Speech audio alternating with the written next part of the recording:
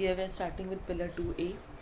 Pillar 2A1 से start कर रहे हैं। बजट क्या होता है? बजट के अंदर दो चीज़ें होती है, एक हो गया तुम्हारा रेवेन्यू बजट, एक हो गया तुम्हारा कैपिटल बजट। रेवेन्यू बजट के अंदर देखेंगे दो सेक्शन आ जाएंगे, एक में पैसा आ कहाँ से रहा है, एक पैसा जा कहाँ पे रहा है। ये देखेंगे कि 26 लाख करोड़ ही आ रहे हैं और जा कितने रहे हैं, 35 लाख करोड़ जा रहे हैं। तो जा ज़्यादा रहे, आमदनी अठनी खर्चा रुपया वाला सीन है। फिर इनकमिंग के अंदर दो सेक्शन होते हैं, एक होता है टैक्स रिसीपेंट, एक होता है नॉन टैक्स। ऑब्वियसली टैक्स से ज़्यादा पैसा आएगा, नॉन टैक्स से पैसा कम आ रहा है। टैक्स के अंदर देखेंगे कहाँ कहाँ से पैसा आ रहा है, एक होता है डायरेक्ट टैक्स, एक होता है इनडायरेक्ट टैक्स। क्या देखा हमने? सबसे पहले देखा बजट को 2 में डिवाइड किया, रेवेन्यू और कैपिटल। रेवेन्यू को 2 में डिवाइड किया, इनकमिंग और आउटगोइंग को 2 में इनकमिंग को 2 में डिवाइड किया। एक टैक्स रिसिपेंट हो गया, एक नॉन टैक्स रिसिपेंट हो गया। टैक्स रिसिपेंट के अंदर देखेंगे तो डायरेक्ट टैक्स हो गया, कॉर्पोरेशन टैक्स हो गया, मिनिमम अल्टरनेटिव टैक्स हो गया, इनकम टैक्स हो गया, कैपिटल गेन्स टैक्स हो गया। कहाँ से आ रहा है? तो डायरेक्ट टैक्स हो गया, एक इनडायरेक्ट टैक्स हो गया। डायरेक्ट टैक्स के अंदर आता है तुम्हारा corporation tax, minimum alternate tax. Direct tax के अंदर आता है corporation tax, minimum alternate tax. और इनकम टैक्स के अंदर आता है कैपिटल गेन्स टैक्स और इनकम टैक्स, इस तरीके की चीज़ें। डायरेक्ट टैक्स ये बेसिकली वो भी। फिर इनडायरेक्ट टैक्स के अंदर क्या आ रहा है तुम्हारा? जीएसटी आ रहा है, कस्टम्स आ रहा है, एक्साइज ड्यूटी आ रही है, एनसीसीडी आ रही है। नॉन टैक्स के अंदर जो भी तुम टिकट्स ले रहे हो रेलवे पोस्टल से वो आ रहे हैं, डिविडेंड्स आ रहे हैं, इंटरेस्ट जो भी तुमने अर्न किया है, किसी भी लोन के ऊपर इंटरेस्ट अर्न किए हैं तो वो भी कहाँ आ रहे हैं तुम्हारे नॉन टैक्स रिसिपेंट में आ रहे हैं। कोई भी तुमने लोन दिया है उस पर जो तुम इंटरेस्ट अर्न कर रहे हो वो कहाँ पे आएगा? नॉन टैक्स रिसिपेंट के अंदर आएगा। इसको ना अलग से हाईलाइट करो क्योंकि ना यहीं पे कन्फ्यूजन होता है मोस्टली। ठीक है, नेक्स्ट अब देखेंगे ग्रांट्स। कहीं से ले रहे हो तो नॉन टैक्स रिसिपेंट में आ जाएंगे, और ग्रांट्स किसी को दे रहे हो तो वो तुम्हारे आउट गोइंग एक्सपेंडिचर में आ जाएंगे। बेसिकली कहने का मतलब है रेवेन्यू एक्सपेंडिचर के अंदर आ जाएगा, रेवेन्यू एक्सपेंडिचर के अंदर आ जाएगा। ठीक है, अभी आउट गोइंग वाले देखेंगे। उससे पहले ये देखेंगे जो हमारे टैक्स रिसिपेंट था, जो तुम्हारा ये टैक्स रिसिपेंट था, उस टैक्स रिसिपेंट के अंदर दो चीज़ें पड़ी थी, डायरेक्ट टैक्स और इनडायरेक्ट टैक्स। इन दोनों से पैसा कौन लेके जा रहा है? इन दोनों से पैसा कौन लेके जा रहा है? 41% given to state government. 41% is given to state government. किसने बोला? 15th फाइनेंस कमीशन ने बोला। 15th फाइनेंस कमीशन ने क्या बोला? 41% बोला। उससे पहले जो 14th फाइनेंस कमीशन थी उसने 42% बोला था। ठीक है, अब इसमें से 41% 10 लाख के आसपास है, लेकिन इसके अंदर सेस और सरचार्ज नहीं शेयर होगा। सेस और सरचार्ज जो है वो नहीं शेयर होगा, सेस और सरचार्ज जो है वो नहीं शेयर होगा, सेस और सरचार्ज नहीं शेयर होगा। ठीक है, नेक्स्ट अपन देखेंगे नॉन टैक्स के अंदर अपन ने देख लिया कि जो रेलवे पोस्टल की टिकट्स है, डिविडेंड्स है, इंटरेस्ट अर्न्स है और ग्रांट्स जो भी अपन ने लिए वो सारी चीज़ें आएंगी। नेक्स्ट देखेंगे आउट गोइंग के अंदर क्या पड़ रहा है। आउट गोइंग जहाँ पे मेरा रेवेन्यू जो है वो खर्चा हो रहा है, रेवेन्यू का पैसा जो है खर्चा हो रहा है, मतलब रेवेन्यू एक्सपेंडिचर हो रहा है, कुछ भी मिल नहीं रहा है। इसके अंदर आ जाएगा तुम्हारा एक तो इंटरेस्ट का पेमेंट, जो भी लोन लिया है, उसका इंटरेस्ट का पेमेंट, जो भी लोन लिया है उसका इंटरेस्ट का पेना। तो इंटरेस्ट अर्नड और इंटरेस्ट रीपेमेंट दोनों ही रेवेन्यू के अंदर ही आते हैं। इंटरेस्ट अर्नड और इंटरेस्ट रीपेमेंट दोनों ही किस में आ रहे हैं? रेवेन्यू के अंदर आ रहे हैं। इंटरेस्ट है ना, दोनों ही इसके अंदर ही आ रहे हैं। अब देख लिया मैंने, इंटरेस्ट रीपेमेंट हो गया, सैलरीज आ रही है कहीं से, वो इसके अंदर आ जाएगी। सैलरीज देनी है बेसिकली किसी को, ग्रांट्स देने हैं किसी को, सब्सिडीज़ देनी है किसी को, वो सारी चीज़ें। सब्सिडीज़ का जगह दे रहा है मैं, सबसे ज़्यादा फूड में दे रहे हैं, फिर फर्टिलाइज़र में दे रहे हैं, फिर फ्यूल में दे रहे हैं। सबसे ज़्यादा सब्सिडीज़ कहाँ दे रहे हैं? फूड के अंदर, फिर फर्टिलाइजर्स के अंदर, फिर फ्यूल के अंदर। ठीक है, और उसके बाद में देखेंगे ग्रांट्स। तो grants for the capital asset कितना है? Grants for the capital asset कितना है? 3.7 लाख करोड़ के आसपास अपन दे रहे हैं। कैपिटल एसेट के लिए भी अपन ग्रांट्स दे रहे हैं, गवर्नमेंट दे रही है बेसिकली। देन नेक्स्ट अपन देखेंगे कैपिटल के बारे में। बजट के अंदर दो पार्ट था, एक था रेवेन्यू, एक था कैपिटल। अब देख रहे हैं कैपिटल के बारे में। कैपिटल में भी इनकमिंग और आउटगोइंग कहाँ पे ज़्यादा होगा, कहाँ पे कम होगा? दिखती सी बात है कि कैपिटल हमारा इट इज़ इनकमिंग मोर। अच्छा, नाइस, कैपिटल इनकमिंग हमारे पास में ज़्यादा है। ठीक है, कैपिटल इनकमिंग हमारे पास में ज़्यादा है, तो बेसिकली हम देखेंगे कैपिटल रेवेन्यू के बारे में, कैपिटल रिसीट के बारे में। हाँ, कैपिटल रिसीट के बारे में। कैपिटल कहाँ कहाँ से आ रहा है? अगर मैंने कोई उधार लिया है, डेट लिया है, तो वहाँ से कैपिटल मुझे मिल रहा है। इंटरनल डेट जो है वो ज़्यादा है rather than the external debt. Non debt के अंदर देखेंगे क्या हो रहा है? डिसइन्वेस्टमेंट से पैसा आ रहा है वो, और लोन रिकवरी से जो पैसा आ रहा है, जो भी लोन दिया है उसका प्रिंसिपल अमाउंट अगर वापस रिटर्न हो गया तो वो भी कैपिटल रिसीट के अंदर आएगा, लेकिन disinvestment is greater than the loan receipt amount. देखो, डेट है, नॉन डेट है, नॉन डेट से पैसा ज़्यादा आ रहा है, just give me a minute. वापस देखेंगे कैपिटल के अंदर एक होता है इनकमिंग, एक होता है आउटगोइंग, रिसीट और एक्सपेंडिचर। रिसीट कहाँ कहाँ से हो रहा है? एक तो डेट से हो रहा है, एक नॉन डेट से हो रहा है। डेट में कहाँ से हो रहा है? कि इंटरनल डेट है, एक एक्सटर्नल डेट है। इंटरनल डेट हमारा ज़्यादा है rather than the external debt. Non debt के अंदर पड़ रहा है तुम्हारा एक डिसइन्वेस्टमेंट, एक लोन रिकवरी। तो डिसइन्वेस्टमेंट और लोन रिकवरी। ठीक है, डिसइन्वेस्टमेंट से हमारे पास ज़्यादा पैसा आ रहा है as compare to the loan recovery. उसके बाद में हम देखेंगे आउटगोइंग पैसा हमारा खर्च कहाँ पे हो रहा है, कैपिटल एक्सपेंडिचर कहाँ पे हो रहा है, तो सबसे ज़्यादा इंफ्रा एसेट्स के अंदर होगा। अगर loans given by the union to the state और द फॉरेन नेशंस। अगर यूनियन जो है वो लोन्स दे रही है, प्रिंसिपल अमाउंट दे रही है, तो हमारा क्या होगा, असेट कम हो जाएगा, तो मेरा रेवेन्यू एक्सपेंडिचर कैपिटल एक्सपेंडिचर हो गया, ठीक है। Investments bye the government in the shares in the bonds, investment by the government in the shares in the bond, तो बेसिकली ये सारी चीज़ें यही तो है। This is an investment in the land, this is an investment in the loan, this is an investment in the government by the shares in the bonds. तो ये सारी चीज़ें जहाँ पे भी गवर्नमेंट इन्वेस्ट कर रहा है वो सारी चीज़ें तो मैंने कहाँ पाएंगी, कैपिटल एक्सपेंडिचर के अंदर आएगी। अगर यूनियन जो कोई भी लोन प्रिंसिपल को रीपे कर रहा है, कोई भी लोन प्रिंसिपल को रीपे कर रहा है, तो that is also the government capital expenditure, ठीक है। ये हो गया हमारा budget, capital, incoming, outgoing. Next अपन देखेंगे फिस्कल पॉलिसी के बारे में। फिस्कल पॉलिसी क्या होता है? It is a set of the government decisions, regarding the taxation, expenditure, subsidies and the other financial operations.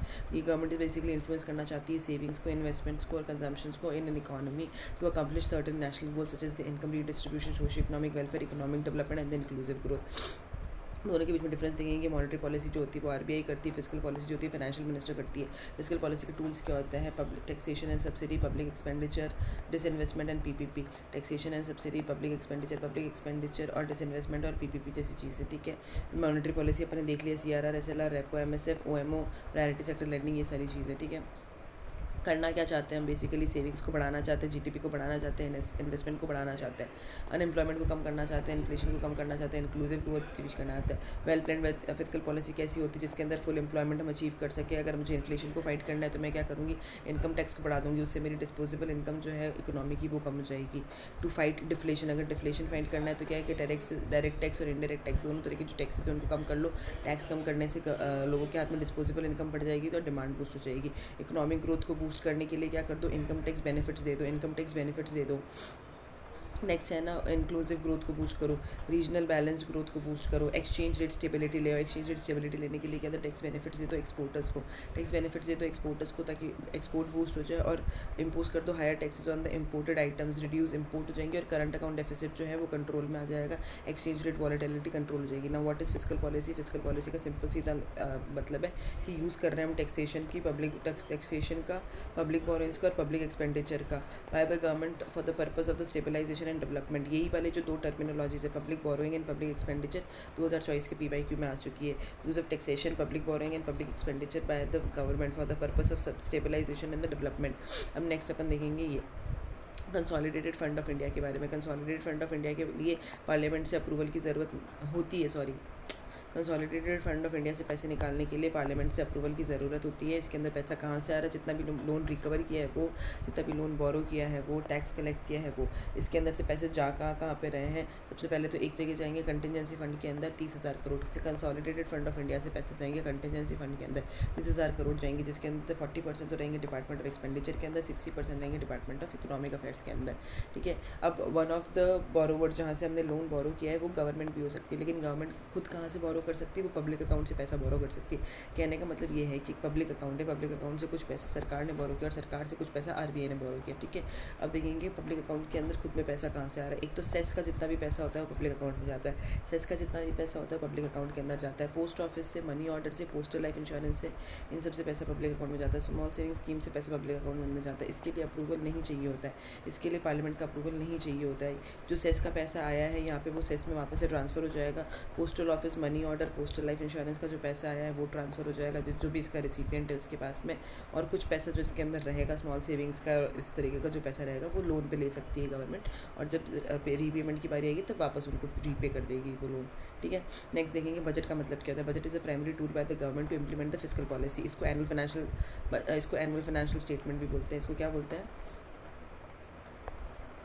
It is nothing but the annual financial statement containing an estimated revenue and expenditure for the next financial year. Budget is the annual financial statement जिसके अंदर होता है क्या? estimated revenues expenditure होते हैं अगले साल के लिए, next financial year के लिए। एक प्राइमरी टूल है used by the government to implement the fiscal policy। तीन फंड्स आपको देखने को मिलेंगे रिलेटेड टू बजट। पहला होगा तुम्हारा consolidated fund of India, article 266 के अंदर आता है। इसके अंदर विड्रॉल, अगर इसमें से विड्रॉल करना है तो पार्लियामेंट की परमिशन चाहिए होती है। विड्रॉल नहीं तो parliamentary permission. Consolidated fund of India के अंदर पैसा क्या क्या होता है? अभी अपन ने देखा था कि इनकमिंग टैक्सेस होंगे, लोन्स रेज्ड हो गए, लोन रिकवर हो गए, सारी चीज़ें आ जाएंगी इसके अंदर, ठीक है। पार्लियामेंट की परमिशन जो चार्ज वाले एक्सपेंडिचर्स होते हैं उनके लिए नहीं चाहिए होती, चार्ज एक्सपेंडिचर्स होते हैं उनके लिए नहीं चाहिए होती है। अगला देखेंगे public account of India. Article 266 के अंदर आ रहा है। इसके अंदर क्या लिखा हुआ है कि सिर्फ पहली बार बनाते वक्त सरकार से संसद की अनुमति लेनी है। फिर हर बार इसमें पैसा खर्च करते वक्त संसद की अनुमति नहीं लेनी है, फिर वापस संसद की अनुमति नहीं लेनी है। इसके अंदर पैसा कहाँ से रहा ये देखने की कोशिश करेंगे। Incoming rupees from the provident fund, small saving funds, postal deposits etcetera. Provident fund से आ रहा है, स्मॉल सेविंग फंड से आ रहा है, पोस्टल डिपॉजिट से आ रहा है और सेस से भी आ रहा है, पहले देखा था। Government act similar to the banker transferring fund from here to there. It is basically इसमें क्या करता है, गवर्नमेंट एक्ट करता है as a banker. Government act similar to the banker क्या कर रहा है, ट्रांसफ़र कर रहा है फंड्स को here and there. Public account of India के अंदर government act as a banker. इसके अंदर so there is from here and there, so parliament permission is not necessary. Parliament की परमिशन जो होती है वो नहीं रिक्वायर्ड होती है। उसके बाद में कंटिजेंसी फंड ऑफ इंडिया के बारे में देखेंगे। आर्टिकल 267 के अंदर आया, अनफोर्सिन इवेंट्स के दौरान इसके अंदर से हम पैसा निकालते हैं। इसको हेल्ड कौन करता है, finance secretary IAS in the department of economic affairs on the behalf of the president. Who held it, finance secretary के पास में होता है, department of economic affairs on the behalf of the president, on the behalf of the president. Parliament का approval subsequently obtain हो जाता है after the expenditure. भाई इसमें जो पार्लियामेंट का अप्रूवल चाहिए होता है वो कब चाहिए होता है, आफ्टर द एक्सपेंडिचर चाहिए होता है। मनी को रिफिल किया जाता है from the consolidated fund of India के अंदर। इसके अंदर पैसा बढ़ा के कितना कर दिया, 30,000 करोड़ कर दिया है। 40% पैसा अपने देखा डिपार्टमेंट ऑफ एक्सपेंडिचर के पास में रह रहा है, 60% पैसा अपने देखा इकोनॉमिक अफेयर्स के पास में रह रहा है। Now authorization of the withdrawal from the funds. Authorization withdrawal करना है मुझे फंड्स का from the consolidated fund of India. Consolidated fund of India तो कहाँ से मुझे परमिशन लेनी पड़ेगी, just give me a minute. हमने देखा कि अगर मुझे विड्रॉल ऑफ फंड्स करना पड़ेगा from the consolidated fund of India तो उसकी परमिशन कहाँ से लेनी पड़ेगी, पार्लियामेंट ऑफ इंडिया से लेनी पड़ेगी। नेक्स्ट टॉपिक है डोनेशन फंड्स। PMNRF और PM केयर्स दो तरह के फंड्स थे, वैसे तो ये आउटडेटेड हो गया। तो इतना जानना है कि इसके अंदर ये जो दोनों फंड्स हैं ना, ये दोनों ही PMO के अंडर रहते हैं। दोनों ही कहाँ रहते हैं, PMO के अंडर रहते हैं। इनके ऊपर इनकम टैक्स का एग्जामिशन मिलता है और इनको पार्लियामेंट ने नहीं सेटअप किया होता है और no support given from the budget होता है। ये मोस्टली सारे डोनेशन से लिए जाते हैं, ठीक है। नेक्स्ट एक बनाया था नेहरू जी ने और ये अभी तक वैलिड है, जो प्रधानमंत्री नेशनल रिलीफ फंड है ना, which happened in the 1948, it is valid till now. और PM केयर्स भी है जो मोदी जी ने बनाया था, ठीक है। इससे ज़्यादा इसमें कुछ भी काम का नहीं है, इट इज़ आउटडेटेड, ठीक है। नेक्स्ट अपन देखेंगे डॉक्यूमेंट्स, जो 3 डॉक्यूमेंट्स मिलेंगे related to the budget. 3 documents related to the budget यहाँ से देखने की कोशिश करेंगे। 3 डॉक्यूमेंट्स होते हैं बजट के साथ में, कौन कौन से पेश होता है। एक हो गया तुम्हारा एनुअल फाइनेंशियल स्टेटमेंट जिसको बजट कहते हैं, एक होता है फाइनेंस बिल जिसको टैक्स वसूलने के लिए जो डॉक्यूमेंट होता है उसके अंदर सारी चीज़ें होती है। एक होता है एप्रोप्रिएशन बिल जिसमें खर्चा कैसे होगा ये दिखाना पड़ेगा। अब खर्चा करने के लिए पैसा कहाँ से स्पेंड होगा, कंसोलिडेटेड फंड ऑफ इंडिया से स्पेंड होगा, तो हमें पार्लियामेंट का अप्रूवल लेना पड़ेगा। Does the government need the temporary funds, क्या गवर्नमेंट को टेम्प्रेरी फंड्स की ज़रूरत है until the next appropriation bill is passed. तो अगर गवर्नमेंट को नेक्स्ट अप्रोप्रिएशन बिल के पास होने तक टेम्प्रेरी फंड्स की ज़रूरत है, टेम्प्रेरी फंड्स की ज़रूरत है गवर्नमेंट को, अगर टेम्प्रेरी फंड्स की ज़रूरत है नेक्स्ट अप्रोप्रिएशन बिल तक, तो उसको क्या बोल देंगे, वोट एंड अकाउंट बोल देंगे। अगर है तो वोट एंड अकाउंट, ठीक है। उसके बाद में एक और चीज़ आती है कि क्या ये लोकसभा का इलेक्शन ईयर है, क्या ये लोकसभा का इलेक्शन ईयर है। अगर है तो कौन सा बजट पेश करेंगे, इंटरिम बजट पेश करेंगे, इंटरिम बजट पेश करेंगे, इंटरिम बजट पेश करेंगे, अदरवाइज जनरल बजट पेश करेंगे। क्यों होता है इंटरिम बजट पेश, ताकि आप अवॉइड कर सको पॉपुलिस्ट अनाउंसमेंट्स। अगर आप अवॉइड करना चाहते हो पॉपुलिस्ट अनाउंसमेंट्स तो आप इंटरिम बजट पेश करते हो, ठीक है। 3 डॉक्यूमेंट्स आते हैं एनुअल फाइनेंशियल स्टेटमेंट यानी बजट के साथ में। एक तो हो गया तुम्हारा एनुअल फाइनेंशियल स्टेटमेंट, हो गया तुम्हारा फाइनेंस बिल, एक हो गया तुम्हारा एप्रोप्रिएशन बिल, ठीक है। 3 डॉक्यूमेंट्स के बारे में हमने बात कर ली। अभी अपन को ये पता है कि जो फाइनेंस मिनिस्टर निर्मला सीतारमन है वो बही खाता 4 फोल्ड रेड क्लॉथ के अंदर लेके आती है प्रेजेंट, ठीक है। Next up is the term budget not given in our constitution. इसकी जगह for each financial year the government required to present the following thing. एक तो होता है आर्टिकल 112 के अंदर एनुअल फाइनेंशियल स्टेटमेंट, आर्टिकल 112 के अंदर एनुअल फाइनेंशियल स्टेटमेंट आता है। Just give me a minute.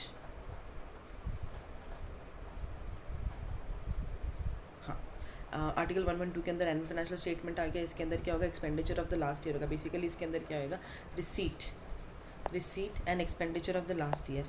Annual financial statement के अंदर क्या होगा, receipt and expenditure of the last year, कितना हमने लिया था पैसा और कितना हमने खर्च किया है वो वाला पैसा, ठीक है। और क्या होंगे इसके अंदर प्रोजेक्शंस होंगे नेक्स्ट ईयर के लिए भी, प्रोजेक्शंस होंगे नेक्स्ट ईयर के लिए भी। The revenue expenditure data must be shown separately from the other expenditure data. जो भी आपका रेवेन्यू एक्सपेंडिचर डेटा है that must be shown separately from the other expenditure data. Capital expenditure data, जो भी आपने कैपिटल में खर्चा किया और जो भी आपने रेवेन्यू में खर्चा किया है उन दोनों को आपको अलग अलग शो करना पड़ेगा, ठीक है। Then there is no compulsion to show railway budget, general budget अलग अलग नहीं करने हैं और प्लान एक्सपेंडिचर और नॉन प्लान एक्सपेंडिचर भी अलग अलग से नहीं करने हैं। फिर आ जाएगा आपका आर्टिकल 265 और 117। इसके अंदर क्या लिखा हुआ, taxes can not be imposed without law, so finance bill to obtain the parliament permission to collect taxes. कहने का मतलब क्या है कि आप टैक्सेस को नहीं इम्पोज कर सकते, टैक्सेस नहीं इम्पोज कर सकते without financial bill. Financial bill के बिना आप टैक्सेस नहीं इम्पोज कर सकते और इसके लिए आपको क्या लेनी पड़ेगी, पार्लियामेंट का परमिशन लेना पड़ेगा टू कलेक्ट टैक्सेस, पार्लियामेंट का परमिशन लेना पड़ेगा to collect taxes. Further parliament can reduce or abolish, further क्या होता है बेसिकली पार्लियामेंट क्या कर सकता है, पार्लियामेंट क्या कर सकता है, रिड्यूस कर सकता है, अबॉलिश कर सकता है tax propose by the government, but parliament can not increase the tax beyond what the government has propose, cannot increase the tax beyond what the government has proposed। Parliament reduce कर सकता है, abolish कर सकता है tax जो भी government ने propose किया, लेकिन पार्लियामेंट उसको बढ़ा नहीं सकता है, उसको क्या नहीं कर सकता, बढ़ा नहीं सकता है। ठीक है, डन। नेक्स्ट देखेंगे हम आर्टिकल 114 के बारे में। कहने का मतलब ये सारे मनी बिल के पार्ट्स है। ठीक है, 114 के अंदर देखेंगे अप्रोप्रिएशन बिल। अप्रोप्रिएशन बिल का मतलब क्या होता है, ये ऑब्टेन किया जाता है पार्लियामेंट की परमिशन के साथ में to spend money from the consolidated fund of India. Taxes impose कर दिया, टैक्सेस इंपोज कर दिया मतलब पैसे आ गए, तो ये हो गया तुम्हारा फाइनेंस बिल। ये क्या हो गया तुम्हारा फाइनेंस बिल हो गया, फाइनेंस बिल हो गया। ठीक है, अब मुझे फाइनेंस बिल में से कहाँ पे खर्चा करना है, उसको मैंने बोल दिया अप्रोप्रिएशन बिल। खर्चा होगा कहाँ से, कंसोलिडेटेड फंड ऑफ इंडिया से होगा, तो that has to be approve by the parliamentary permission. तो पैसा कहाँ से आ रहा है उसके लिए भी मुझे पार्लियामेंट की परमिशन चाहिए, पैसा कहाँ पे खर्च करेंगे उसके लिए भी पार्लियामेंट की परमिशन चाहिए। जहाँ जो भी चार्ज एक्सपेंडिचर्स है, जो भी expenditure charge upon the consolidated fund of India, they can be discussed, उनको डिस्कस किया जा सकता है, पर उनको ऊपर वोटिंग नहीं हो सकती है। They are non votable and automatically approved होते हैं, वो ऑटोमेटिकली अप्रूव्ड होते हैं। वो कैसे होते हैं, ऑटोमेटिकली अप्रूव्ड होते हैं। और दूसरे तरीके से एक्सपेंडिचर कौन सा होता है, जो मेड एक्सपेंडिचर होता है, इसके ऊपर आप वोट भी कर सकते हो और इसके ऊपर आप डिस्कस भी कर सकते हो। कहने का मतलब है finance bill and the appropriation bill are considered as the money bills. Finance bill and appropriation bills are considered as the money bill. ठीक है, आर्टिकल 110 के अंदर आते हैं of the constitution, therefore Rajya Sabha approval is not necessary. Money bill के ऊपर राज्यसभा का approval is not necessary and therefore finance bill और अप्रोप्रिएशन बिल के ऊपर भी राज्यसभा का approval is not necessary. Eight maximum Rajya Sabha क्या कर सकता है, डिस्कस कर सकता है फॉर द 14 डेज। सजेशन दे सकता है लोकसभा को, सजेशन कोई भी दे सकता है अमेंडमेंट्स के लिए, बट वो कैसे होंगे, नॉन बाइंडिंग होंगे लोकसभा के ऊपर to accept the Rajya Sabha suggestion. Sometimes the ruling party does not have the majority. ठीक है, ये सारी in such scenarios whether a given bill is a money bill और नॉट, ये सारी चीज़ें कौन डिसाइड करता है, स्पीकर का जो डिसीजन होता है वो फाइनल होता है। स्पीकर जो डिसाइड कर लेता है उनका डिसीजन जो होता है वो फाइनल होता है। आर्टिकल 110 के अंदर ये लिख रखा है and it can not be inquired into any court. Court के अंदर स्पीकर के डिसीजन को इंक्वायर नहीं किया जा सकता है। ठीक है, नेक्स्ट हम देखेंगे मनी बिल के बारे में। Money bill is substantially amended by the Rajya Sabha. अगर मनी बिल को अमेंड किया है राज्यसभा ने तो उस केस के अंदर क्या होगा, लोकसभा में still proceed with the bill accepting it और not accepting it the recommendation of the Rajya Sabha. Lok Sabha में still proceed with the bill accepting और not accepting the recommendations of the Rajya Sabha. ठीक है, नेक्स्ट अपन देखेंगे अब हाँ, राज्यसभा के पास में कोई पावर नहीं है आइदर टू रिजेक्ट और अमेंड द मनी बिल। सही बात है, Rajya Sabha can not vote on the demand of grants and Rajya Sabha can not discuss कोई भी कुछ भी कर सकता है, कोई भी कुछ भी डिस्कस कर सकता है। तो ये स्टेटमेंट हो जाएगा अपना गलत। एंड फाइनेंशियल स्टेटमेंट को राज्यसभा डिस्कस तो कर सकता है, उसके ऊपर वोट नहीं कर सकता, उनके पास में कोई पावर नहीं टू रिजेक्ट और अमेंडेड, वो सजेशंस दे सकते हैं। Next is the 6 stages of passing of the budget. 6 stages of the passing of the budget in the parliament. सबसे पहले प्रेजेंटेशन ऑफ द बजट होगी, then comes the general discussion, then comes the scrutiny by the departmental committees. 24 DRSCs हैं हमारे वहाँ पे, वो क्या करती है, डिपार्टमेंटल कमिटीज़ हैं वो सारी, और वो क्या करती है, स्क्रूटनी करती है। उसके बाद में वोटिंग होती है किसके ऊपर, डिमांड ऑफ ग्रांट्स के ऊपर, कट मोशंस के ऊपर और बुलेटिन मोशन के ऊपर, डिमांड ऑफ ग्रांट्स के ऊपर। फिर आता है तुम्हारा पहले अप्रोप्रिएशन बिल पास होता है, फिर फाइनेंशियल बिल पास होता है। देखो सिंपल सी बात है, इसको अल्फाबेटिकल तरीके से याद कर लो। पहले अप्रोप्रिएशन बिल पास होगा, फिर फाइनेंस बिल पास होगा, उससे पहले वोटिंग हो जाएगी डिमांड ऑफ ग्रांट्स के ऊपर, कट मोशंस के ऊपर और बुलेटिन के ऊपर। उससे पहले क्या होगा, DRSCs जो है वो स्क्रूटनी कर देगी, उससे पहले जनरल डिस्कशन, उससे पहले प्रेजेंटेशन ऑफ द बजट हो जाएगा। ठीक है, नेक्स्ट हम तो फाइनेंशियल ईयर के बारे में बात करेंगे। कॉन्स्टिट्यूशन के अंदर कहीं पर भी स्पेसिफाइड नहीं है any months for the financial year. Constitution is not specified any months for the financial year, but हम कंटिन्यू कर रहे हैं ब्रिटिश लेगेसी को। फिर शंकराचार्य कमेटी बनाई गई थी इसके लिए, उन्होंने भी कुछ चीज़ें सजेस्ट, उन्होंने भी बोला था कि भाई चेंज मत करो, हमारा क्या हो जाएगा, we should change the financial year as per the agriculture for the better estimation of the tax and the collection. इन्होंने बोला था कि हमें चेंज कर लेना चाहिए फाइनेंशियल ईयर को। ठीक है, और ऑल स्टेट जो थे वो इसके फेवर में नहीं थे, तो अब ऐसा कुछ भी नहीं हुआ। नेक्स्ट हमने देखा वोट ऑन अकाउंट क्या होता है। वोट ऑन अकाउंट का मतलब है कि द कॉन्स्टिट्यूशन सबसे पहले तो does not maintain any specific date for the presentation of the budget, but if the presented to the Lok Sabha on such a day as the president directs. Vote on account के अंदर हम देख रहे हैं, सबसे पहले हम देखा कि कॉन्स्टिट्यूशन तो ये मैंडेट नहीं करता है कि प्रेजेंटेशन को कब, बजट को कब प्रेजेंट करना है। ये उस दिन प्रेजेंट होगा जिस दिन प्रेसिडेंट बोलेंगे, as such day as the president directs. ठीक है, नेक्स्ट हम देखेंगे, हमने वोट ऑन अकाउंट के बारे में देख लिया था। ये क्या है, year parliament practically Lok Sabha will allow the government to spend money from the CFI till the next appropriation act for the next financial year to be passed. है ना। फिर वोट एन अकाउंट क्या है, it is granted for 2 months। Vote an account जो होता है वो 2 महीने के लिए होता है for an amount equivalent to the 1/6 of the total budget estimation. Vote an account is generally granted for 2 months and it is an amount equivalent to the 1/6 of the total budget estimation. फिर देखेंगे vote an account is no longer necessary, क्योंकि अभी हमने जो timings है वो इस तरीके से सेट कर ली है कि हमें वोट एन अकाउंट की ज़रूरत नहीं पड़ती है, ठीक है। अप्रोप्रिएशन बिल, और जो तुम्हारा अप्रोप्रिएशन बिल होता है वो पास और साइन हो जाता है by the completion of the 31st March। So they do not need the vote in account in 2018, ठीक है। लेकिन उसके बाद में भी 2019 के अंदर भी उन्होंने इंटरिम बजट पेश किया था। मोदी गवर्नमेंट ने डिमांड किया था vote in account because they plan to place the full budget after the general elections, ठीक है। तो ये सारी चीज़ें होती हैं। नेक्स्ट अपन देखेंगे इंटरिम बजट के बारे में। इंटरिम बजट कब पेश किया जाता है, जब लोकसभा के अंदर इलेक्शन ईयर्स होते हैं। जब लोकसभा के अंदर इलेक्शन ईयर्स होते हैं तो हम इंटरिम बजट पेश करते हैं। इसका मेजर रीज़न क्या होता है, अवॉइड करना है big changes in the last budget, avoid big changes in the last budget and avoid the popular scheme for the vote bank, ठीक है। Our constitution does not define or require the interim budget. हमारे constitution के अंदर ना तो define किया गया है, ना ही हमारे कॉन्स्टिट्यूशन ने ऐसा बोला है that we need interim budget like things, है ना। ऐसा कहीं पर भी नहीं बोला हुआ है, ठीक है। फिर कब हुआ है, पहले बहुत बारी हो चुका है और 2024 में लेटेस्ट भी हुआ था, ठीक है। Next, the interim budget is valid for the whole financial year. Interim budget कब तक वैलिड होता है, होल फाइनेंशियल ईयर के लिए ये वैलिड होता है। कब तक वैलिड होता है, होल फाइनेंशियल ईयर के लिए वैलिड होता है, ठीक है।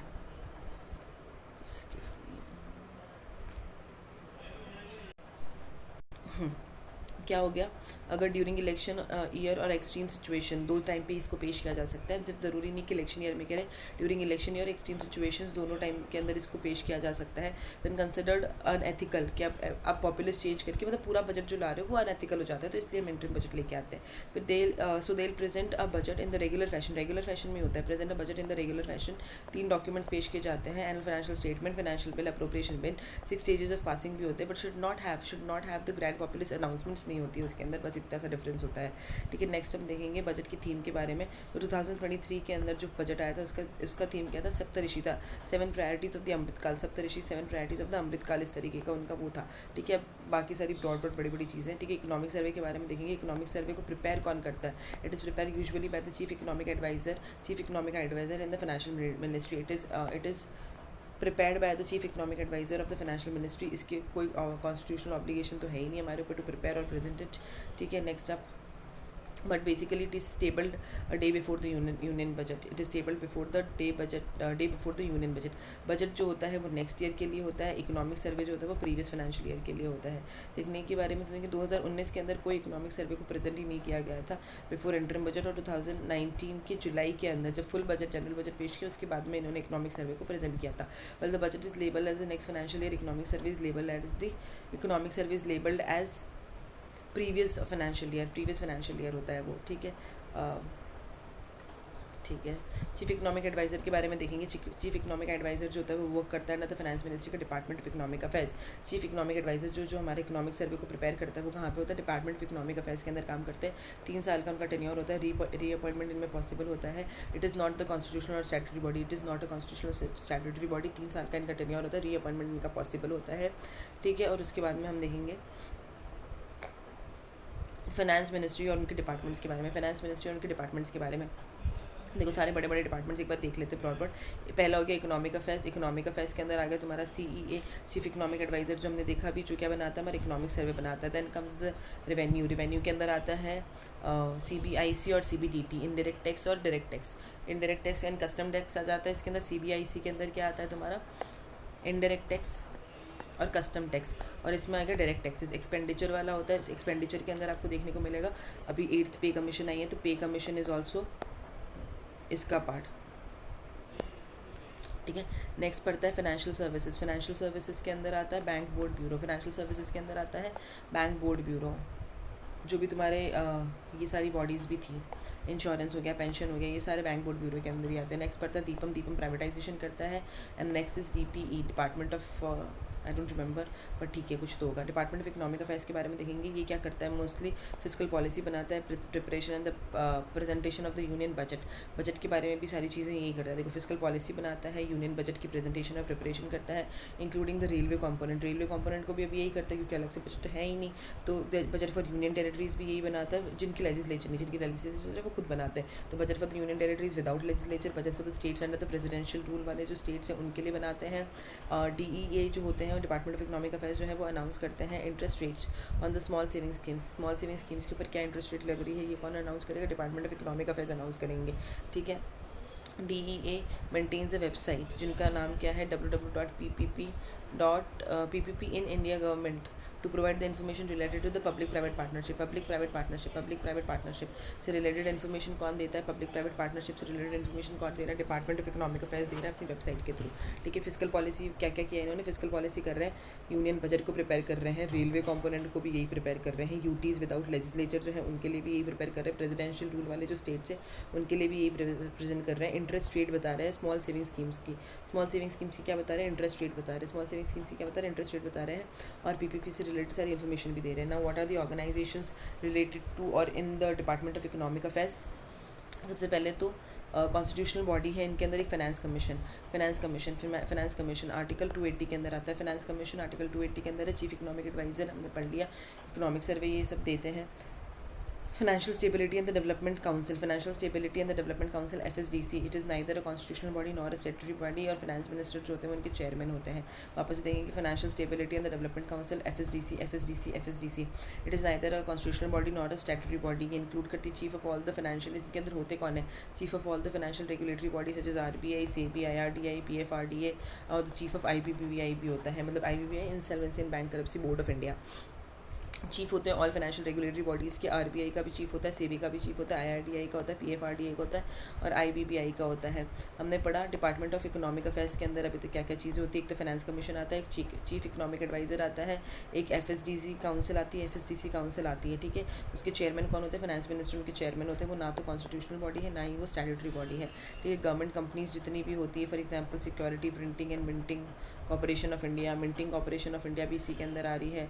Printing and minting corporation basically registered under the companies act, ये जो कॉर्पोरेशन ऑफ इंडिया है that is the companies act के अंदर रजिस्टर्ड है, responsible for the printing currency notes, coins, commemorative coins, तो ठीक है। Security printing and minting corporation companies act के अंदर रजिस्टर्ड है, रिस्पॉन्सिबल है printing currency notes, coins, commemorative coins, postage stamps etcetera, ठीक है। Infrastructure financial secretariat for the infra projects, infrastructure finance secretariat जो है वो भी डिपार्टमेंट ऑफ इकोनॉमिक अफेयर्स के अंदर आता है, जो इंफ्रा प्रोजेक्ट्स कहता है इंफ्रास्ट्रक्चर फाइनेंस सेक्रेटेरिएट। नेक्स्ट अपन देखेंगे डिपार्टमेंट ऑफ एक्सपेंडिचर के बारे में। डिपार्टमेंट ऑफ एक्सपेंडिचर के अंदर क्या आता है, एक तो आता है तुम्हारा कंट्रोलर जनरल ऑफ अकाउंट।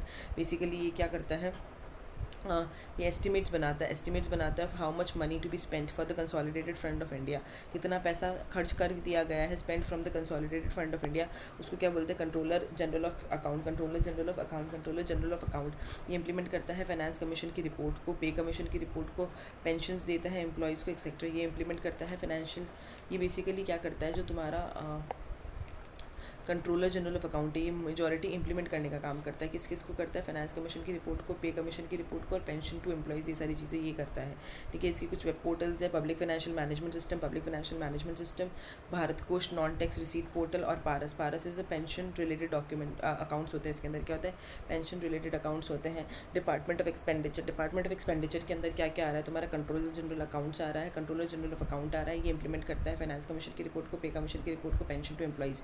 इसके अंदर 3 वेब पोर्टल्स हैं, जो एक तो होता है तुम्हारा public finance management system, public के फाइनेंस को मैनेज करने वाला सिस्टम। भारत कोष है, भारत कोष के अंदर क्या देखने को मिलेगा आपको, नॉन टैक्स रिसीट होंगे। इसके अंदर कैसे होंगे, नॉन टैक्स रिसीट्स होंगे। भारत कोष के अंदर कैसे होगा, नॉन टैक्स रिसीट्स होंगे। पारस इज़ अ पेंशन पोर्टल, ठीक है। नेक्स्ट अपन देखेंगे, एक क्वेश्चन है PYQ का, Public Finance Management System is a web-based online software application designed, developed and owned and implemented by the Department of Financial Services। इसके साथ में दूसरा ऑप्शन क्या है, Institute of Government Account and Finance, Controller General of Accounts, National Institute of the Financial Management, Institute of the Government Accounts and the Finances, Controller General of Accounts, National Institute of the Financial Management।